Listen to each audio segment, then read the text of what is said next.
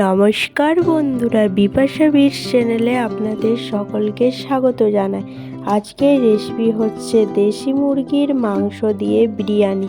দেখতে থাকুন আমার এই পুরো ভিডিওটা। প্রথমেই আমি মাংসটাকে ম্যারিনেট করে নেব। আদা রসুন বাটা, পরিমাণ মতন লবণ। এখানে আমি 1 কেজি মতন মাংস নিয়েছি। এরপর দিয়ে দিব ফেটিয়ে রাখা টক দই। আমি এখানে এই চামচের 3 চামচ মতন দিয়ে দিব।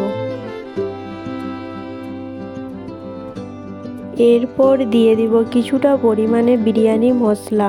এটা আমার বাড়িতে বানানো হোমমেড বিরিয়ানি মশলা।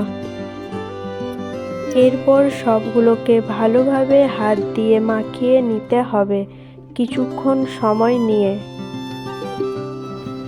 এরপর দিয়ে দিব এখানে আমি লঙ্কার গুঁড়ো।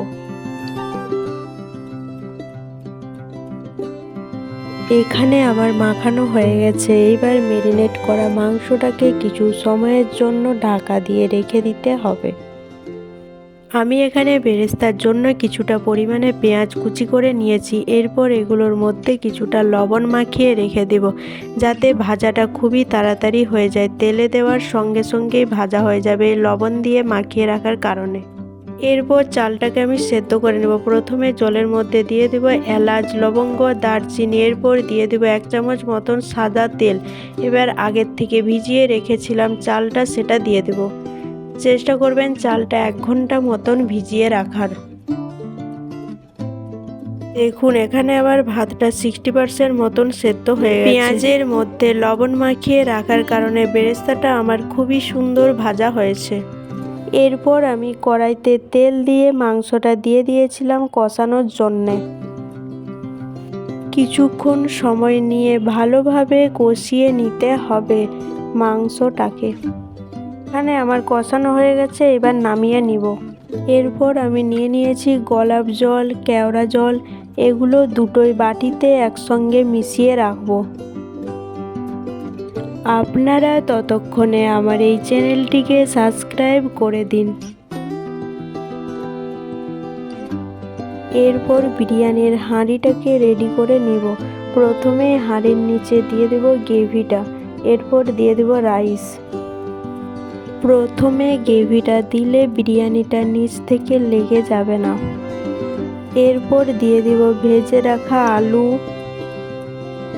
আর মাংসগুলো।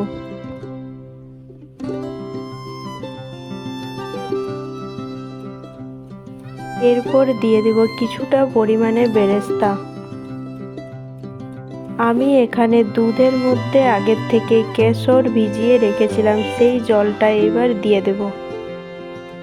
গোলাপ জল আর কেওড়া জলের যে মিশ্রণটা করে রেখেছিলাম সেটাও দিয়ে দেব এবার। এরপর দিয়ে দেব আবারও রাইস ওপর থেকে।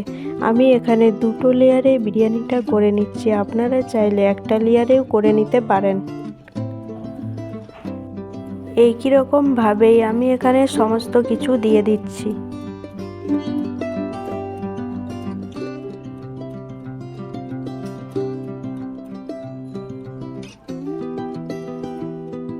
এরপর দিয়ে দেব ওপর থেকে কিছুটা পরিমাণে বিরিয়ানি মশলা।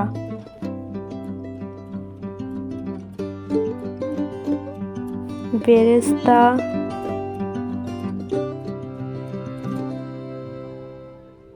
বিরিয়ানি মশলা, মিঠা আতর।